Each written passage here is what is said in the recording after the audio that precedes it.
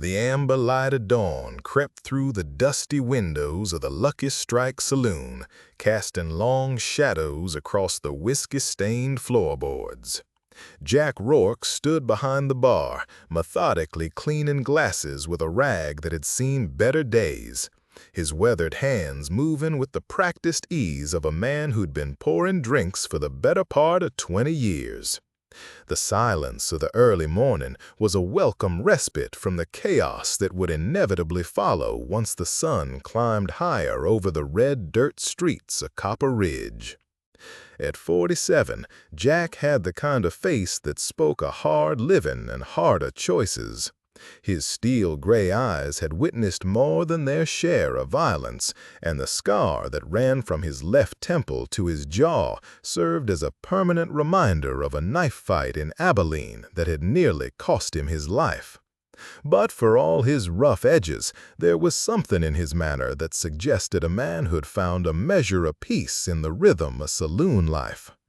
The bat-wing doors creaked open, and Jack looked up, expecting to see one of his regular customers stumbling in for a hair-of-the-dog remedy. Instead, he found himself staring at a Cherokee girl who couldn't have been more than 14 years old. Her dark hair hung in tangled braids around her shoulders, and her cotton dress was torn and stained with what looked like dried blood. But it was her eyes that stopped Jack cold. They held the kind of haunted expression he'd seen in the mirror too many times to count. "Mister," she said, her voice barely above a whisper, "I need help." Jack set down the glass he'd been polishing and came around the bar. "What's your name, child?" "Sarah Nighthawk." She swayed on her feet, and Jack caught her arm to steady her. "They killed my family 3 days ago. I've been running ever since." The words hit Jack like a physical blow. He'd heard whispers around town about trouble brewing between the Cherokee and some of the more unsavory elements that had been drifting through Copper Ridge lately. Men who saw profit in the government's relocation policies and weren't particular about the methods they used to encourage compliance. "Who did this, Sarah?" "White men. Said they was government agents, but they wasn't wearing no uniforms. Just badges that looked like they come from a tin can." Her voice cracked. "They burned our cabin. Shot my pa when he tried to stop them from taking our land papers. Ma tried to hide me, but—" She trailed off, her small hands clenching into fists. Jack's jaw tightened. He'd seen his share of injustice in his time, but there was something about the deliberate cruelty of what Sarah described that made his blood run cold. "You got anywhere to go? Any kin?" Sarah shook her head.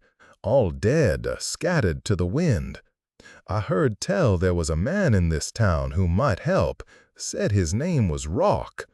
"Well, you found him." Jack guided her to a chair at one of the poker tables. "But I gotta tell you, girl, harboring a Cherokee orphan ain't exactly what most folks in this town would call a sound business decision. I ain't asking for charity, mister. I can work. I can clean and cook and—" "Easy there." Jack held up a hand. "I didn't say I wouldn't help. Just want you to understand what you're walking into." The truth was, Jack had been expecting something like this. The territorial governor had been making noise about clearing out the remaining Cherokee settlements, and where politics led, opportunists were sure to follow.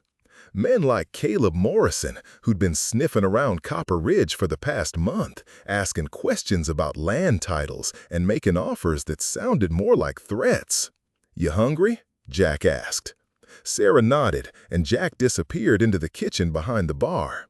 He returned with a plate of cold ham and biscuits, which Sarah attacked with the desperate hunger of someone who hadn't eaten in days. While she ate, Jack studied her more carefully. Beneath the grime and exhaustion, she was a pretty girl with intelligent eyes and the kind of quiet dignity that spoke a good upbringing. "Sarah," Jack said, settling into the chair across from her, "I need you to tell me everything you remember about these men who killed your family. Every detail, no matter how small." Sarah looked up from her plate, her expression suddenly wary. Why? You ain't thinking of going after him, are you? Maybe. Depends on what you tell me. For the next hour, Sarah recounted the horror of that night 3 days ago. The men had come just after dark, 6 of them on horseback, carrying torches and wearing badges that, as Sarah had noted, looked freshly minted. Their leader was a tall man with a black beard and a voice like gravel who'd introduced himself as Agent Clayton.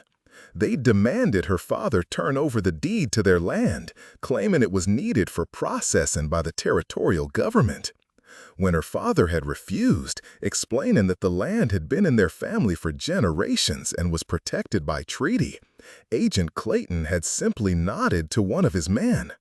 The gunshot that followed had shattered the quiet of the evening and Sarah's world along with it.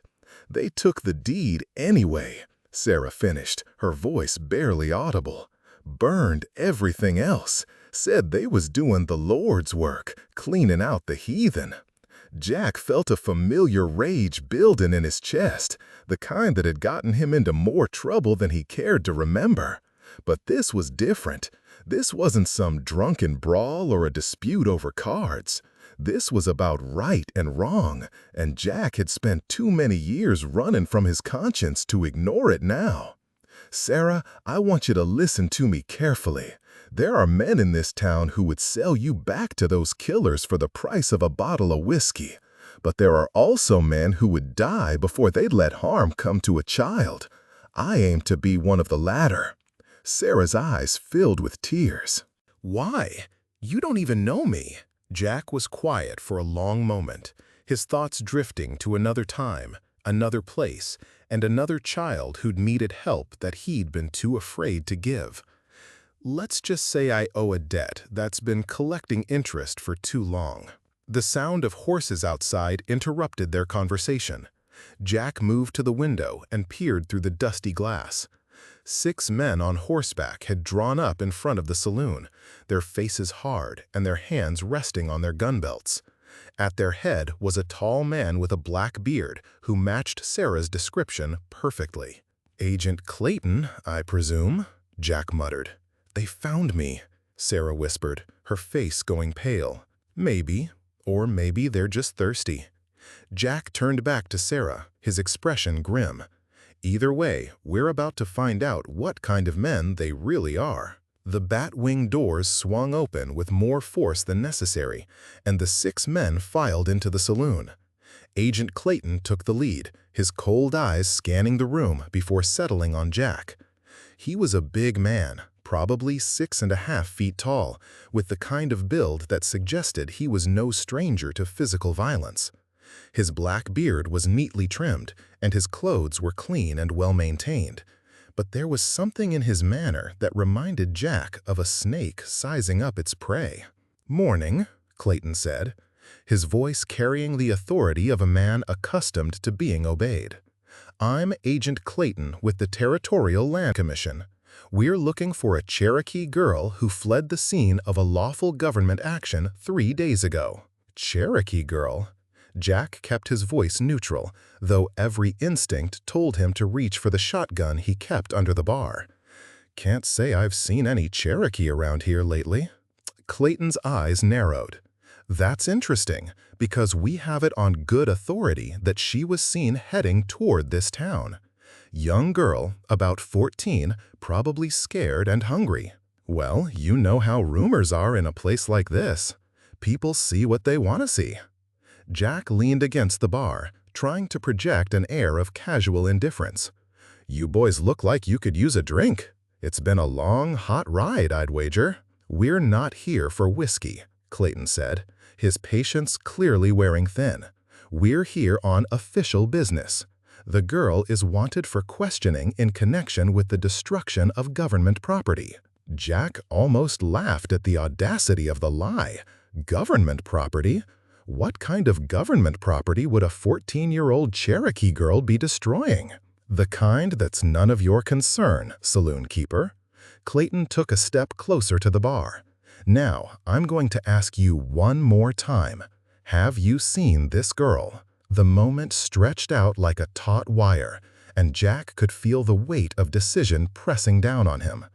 He thought of Sarah, probably trembling in the kitchen, and of the choice that would define not just the next few hours, but the rest of his life. "Agent Clayton," Jack said, his voice steady as granite. "I've seen a lot of things in my time. I've seen men lie, cheat, steal, and kill. I've seen them do it for money, for power, and sometimes just for the pure meanness of it. But I've never seen a real government agent work without proper paperwork, and I've never seen one who was afraid to state his business plain." Clayton's hand drifted toward his gun. "Are you calling me a liar? I'm calling you a man who's about to make a very serious mistake." The tension in the room was thick enough to cut with a knife.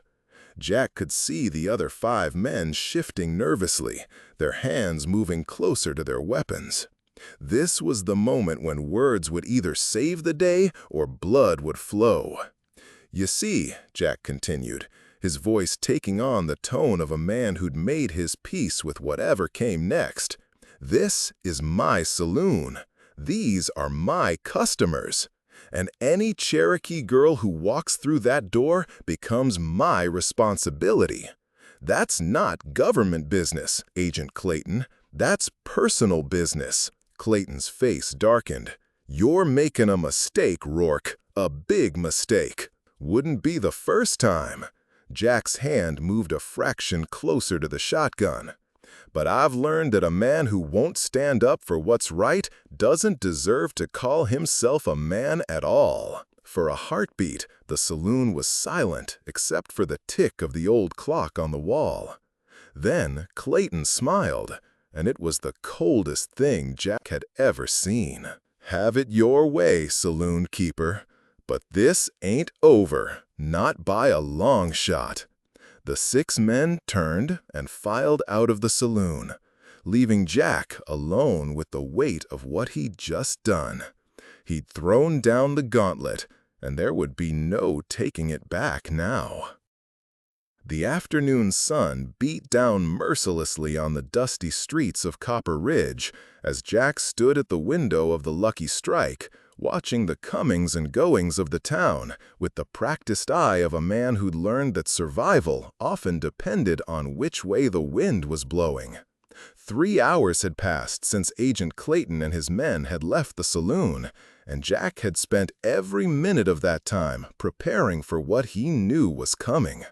Sarah sat at a corner table, her hands busy with a needle and thread, mending a tear in one of Jack's shirts. The simple domestic task seemed to calm her nerves, and Jack was grateful for any small measure of peace she could find. He'd given her a thorough account of the morning's confrontation, and she'd listened with the kind of composure that spoke of someone who'd already seen too much of the world's cruelty. "Mr. Rourke," she said, not looking up from her sewing, "you didn't have to do that for me. Girl, I've been running from my conscience for more years than I care to count. About time I stopped and faced it." The truth was more complicated than that, but Jack wasn't ready to share the full story. Not yet. There had been another time, another place, when he'd been faced with a similar choice. A Comanche boy, maybe 12 years old, who'd been captured during a raid and brought to the fort where Jack had been serving as a civilian scout. The boy had been beaten, starved, and was clearly terrified. When the commanding officer had announced his intention to use the boy as an example to discourage other raids, Jack had kept his mouth shut and his eyes down. The boy had been hanged the next morning, and Jack had carried the weight of that silence ever since. "Besides," Jack continued, trying to push the memory away, "those men aren't government agents any more than I'm the Queen of England. They're claim jumpers, probably working for some Eastern syndicate that's looking to grab Cherokee land on the cheap." Sarah's needle paused in its work. "How can you be sure?" "Because real government agents don't travel in packs of 6, and they don't threaten saloon keepers who ask too many questions. They've got paperwork, warrants, and the kind of legal authority that doesn't need to be backed up with gunplay. The Batwing doors swung open, and Doc Hollis stepped into the saloon. The town's physician was a slight man in his 60s, with thinning gray hair and the kind of gentle manner that made him popular with everyone from cowboys to church ladies.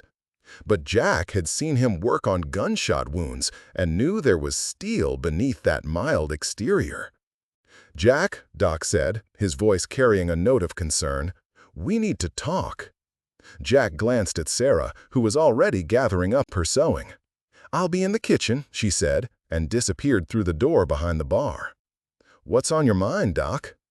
"Those men who were here this morning, they've been asking questions around town, offering money for information about Cherokee hiding in the area." Jack poured 2 glasses of whiskey and slid one across the bar. "What kind of questions?" "The kind that make people nervous. They've been to the general store, the livery stable, even the church. Pastor Williams told them he didn't know anything about any Cherokee, but they made it clear they didn't believe him." "And what did you tell them?" Doc took a sip of his whiskey, his expression thoughtful. "I told them that, as a physician, I take an oath to help anyone who needs it, regardless of their race or circumstances. I also told them that, if they were really government agents, they'd have proper documentation and wouldn't need to rely on bribes and threats." Jack smiled despite the gravity of the situation. "I bet they loved that. About as much as a rattlesnake loves a mongoose." Doc set down his glass and met Jack's eyes. "Jack, I've known you for 5 years, and I've seen you handle troublemakers before. But this feels different. These men are organized, well-armed, and they've got backing from somewhere. You sure you want to make this your fight?" "Doc, I've been asking myself that same question all day, and the answer keeps coming back the same. That girl upstairs lost everything. Her family, her home, her whole way of life. If I turn my back on her now, I might as well hang up my guns and admit I'm nothing more than a coward who serves whiskey for a living." Doc nodded slowly. "I was hoping you'd say that, because you're going to need help. I appreciate the offer, Doc, but this isn't your fight." "The hell it isn't." Doc's voice carried a surprising amount of steel. "I've seen what happens when good people stand by and do nothing while evil runs rampant. I lived through the war, Jack. I've seen enough innocent blood spilled to last me several lifetimes." Before Jack could respond, the doors swung open again, and Mayor Thompson stepped into the saloon. The mayor was a portly man in his 50s, with the kind of political instincts that had kept him in office for the past 8 years. He was also, Jack knew, a man who valued the peace and prosperity of Copper Ridge above all else. "Jack, Doc," the mayor said, his voice carrying the weight of official business, "I think we need to have a conversation." "About what?" Jack asked, though he already knew the answer. "About the Cherokee girl who's been asking questions about, and about Agent Clayton and his men, who've been making it clear that they're not leaving town until they find her." Jack poured a 3rd glass of whiskey and set it on the bar. "Have a drink, Mayor. You look like you could use one." Mayor Thompson accepted the glass gratefully. "Jack, I've got nothing against the Cherokee. Hell, I've done business with them for years, and they've always been fair and honest. But I've also got a responsibility to the people of this town, and those men, they're not the kind of men who take no for an answer." "So what are you suggesting?" "I'm suggesting that maybe it would be better for everyone if the girl moved on. There are other towns, other places where she might find help." Jack felt his temper rising. "And what happens to the next Cherokee girl who comes looking for help? Or the next one after that? At what point do we stop running and start standing up for what's right?" "I understand your position, Jack. I really do. But I've got to think about the bigger picture. This town has 400 people, including women and children. If this escalates—" "It's already escalated," Doc interrupted. The moment those men started threatening people and claiming government authority they don't have, it became about more than just one girl. It became about the rule of law and the kind of community we want to be. Mayor Thompson looked back and forth between the two men, clearly torn. What do you want me to do?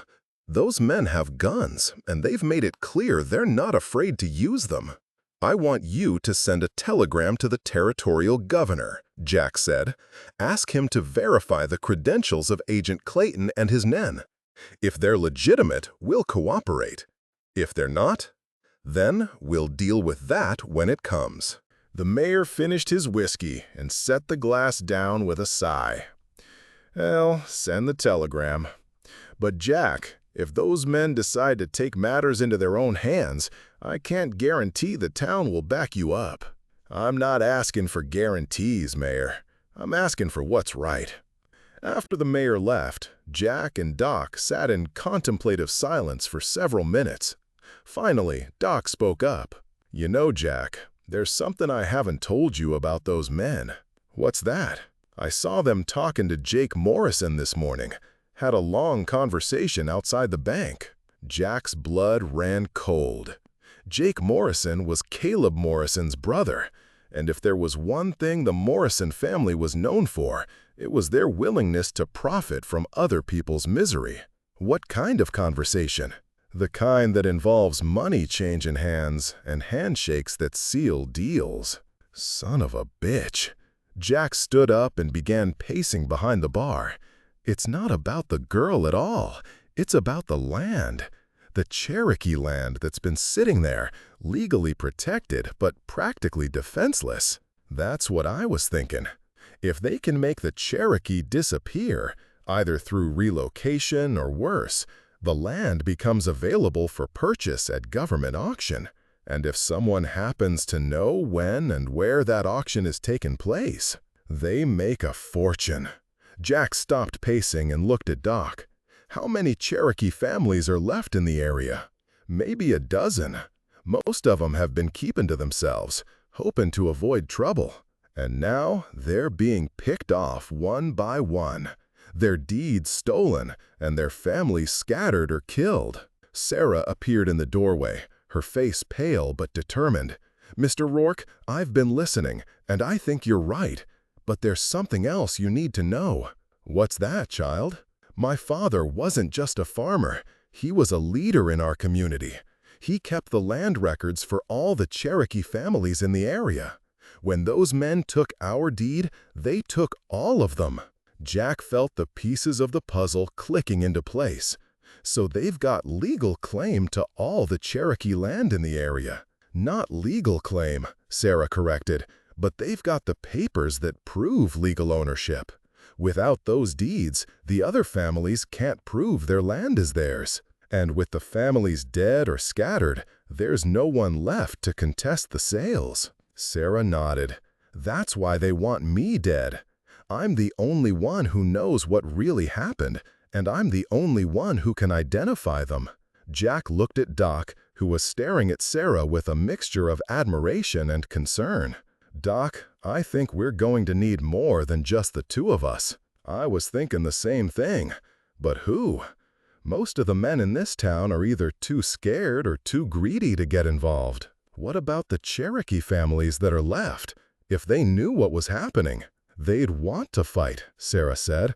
But they're scattered, and they don't know who to trust among the white settlers. Jack made a decision that would change everything. Then we'll have to bring them together. Doc, you know this area better than anyone. Can you get word to the Cherokee families without alerting Clayton and his men? It won't be easy, but I think so. There's an old hunting trail that runs through the hills north of town. If I leave at first light, I can probably reach most of them by tomorrow evening. What about me? Sarah asked. You're going to help me turn this saloon into a fortress, because one way or another, this is where we're going to make our stand. As if summoned by his words, the sound of approaching horses filled the air. Jack moved to the window and felt his heart sink. At least 20 men were riding toward the saloon, their faces hard and their weapons clearly visible. At their head rode Agent Clayton, his black beard catching the last rays of the afternoon sun. "Looks like they decided not to wait for the telegram," Doc observed. "Get Sarah out the back," Jack said, his voice calm despite the circumstances. "Take her to the church. Pastor Williams will hide her." "I'm not leaving you," Sarah said, her voice firm. "Child, this is about to get very ugly, and I won't have your death on my conscience. And I won't have yours on mine." Sarah picked up an old Henry rifle that had been leaning against the wall. "Besides, I'm probably a better shot than both of you." Jack started to protest, but the look in Sarah's eyes stopped him. It was the look of someone who'd already lost everything and wasn't about to lose anything more. "All right," he said, "but we do this smart. Doc, you get behind the bar. Sarah, you take the stairs to the second floor. If shooting starts, you make sure you've got a clear path to the back door." The riders pulled up in front of the saloon, and Agent Clayton dismounted. This time, he didn't bother with the pretense of politeness. "Rourke," he called out, "we know you've got the girl. Send her out, and nobody gets hurt." Jack stepped onto the porch, his hands visible but ready. "I told you this morning, Clayton, I haven't seen any Cherokee girl." "And I told you that was a mistake." Clayton gestured to his men, who began spreading out to surround the saloon. "Last chance, Rourke. Give us the girl, or we'll take her ourselves." "Over my dead body." Clayton smiled, and Jack realized that was exactly what the man had been hoping to hear. "Have it your way." Part 3. The first gunshot shattered the afternoon quiet like a thunderclap, and Jack threw himself back through the batwing doors as bullets began chewing up the wooden frame where he'd been standing. The Lucky Strike Saloon had seen its share of violence over the years, but nothing like the concentrated fury that Agent Clayton and his men were unleashing. "They're surrounding the building," Doc shouted from behind the bar, where he was clutching his medical bag like a shield. "I count at least 6 men moving around to the back." Jack scrambled across the floor, staying low as bullets punched through the front windows and sent glass cascading onto the whiskey-stained boards. The heavy oak bar provided some protection, but he knew it wouldn't last long against the sustained fire they were facing. "Sarah," he called out, "you all right up there?" "I'm fine," came the reply from the second floor. "I can see 4 men positioning themselves across the street. They're trying to get a clear shot at the front door." Jack's mind raced as he assessed their situation. They were outnumbered at least 6-1, trapped in a building with limited exits and facing men who clearly had no intention of taking prisoners. But they also had something Clayton didn't expect. They knew the building better than anyone, and they were fighting for something more important than money. "Doc, there's a trap door behind the bar that leads to the cellar. If things go bad, you get down there and wait for your chance to get out." "What about you?" "I'm not going anywhere." Jack checked his ammunition. 2 boxes of shells for the shotgun and a half-dozen rounds for his Colt. Not much against 20 men, but it would have to do. The firing stopped abruptly, and Clayton's voice echoed across the street. "Rourke, you've got 1 minute to send out the girl. After that, we're coming in." Jack looked up at the ceiling, where he could hear Sarah moving around. The girl had shown remarkable courage, but he wasn't about to let her die for his principles. There had to be another way. "What if I give myself up?" he called back. "Let the girl go and I'll come out with my hands up." Clayton's laughter was harsh and cold. "You think this is about you, saloon keeper? This is about cleaning up loose ends.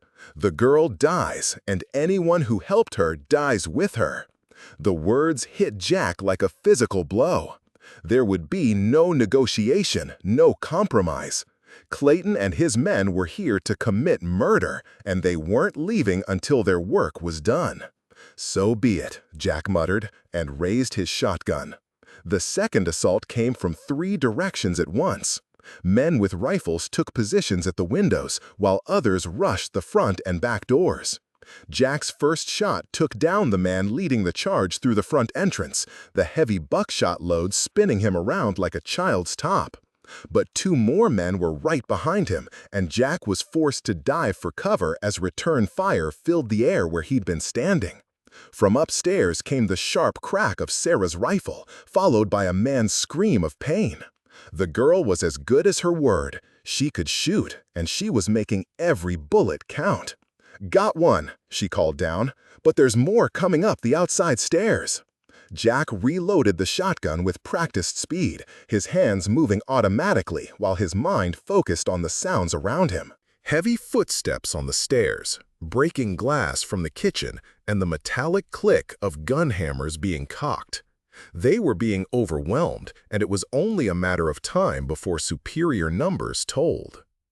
Then, through the chaos of gunfire and shouting, Jack heard something that made his blood freeze.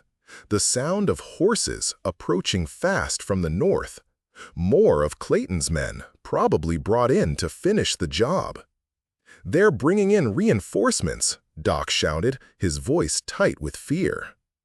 Jack moved to the window and peered out through a gap in the shattered glass. What he saw made him blink in disbelief. At least 30 Cherokee warriors were riding hard toward the town, their faces painted for war and their weapons ready.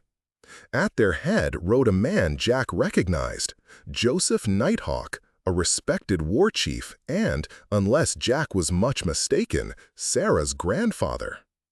"Sarah," Jack called out, "your grandfather, is he Joseph Nighthawk?" "Yes, how did you know?" Jack almost laughed despite the circumstances, because he's about to join this fight and he's brought friends. The Cherokee warriors hit Clayton's men like a thunderbolt. They'd approached from the blind side, using the buildings and terrain to mask their movement, and their attack was perfectly coordinated. Within seconds, half of Clayton's men were down, and the rest were scrambling for cover. "Now!" Jack shouted, and burst through the front door with his shotgun blazing. The sudden reversal of fortune had caught Clayton's men completely off guard, and they were caught in a deadly crossfire between the Saloon and the Cherokee warriors. Agent Clayton himself was trapped behind a water trough, his black beard no longer neatly trimmed, but wild with dust and desperation. When he saw Jack approaching, he raised his pistol with shaking hands. "This isn't over, Rourke! You hear me? This isn't over!" "Yes, it is," Jack said, and squeezed the trigger. The fight was over in less than 10 minutes. When the smoke cleared, Agent Clayton and most of his men were dead, and the few survivors were being rounded up by the Cherokee warriors. Jack stood in the middle of the street, his shotgun hanging loose in his hands, barely able to believe they'd survived. Sarah appeared at his side, tears streaming down her face as she ran to embrace an older Cherokee man who could only be her grandfather. The reunion was emotional and brief.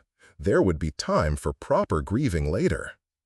Joseph Nighthawk approached Jack with the measured dignity of a man who'd lived through more than his share of battles.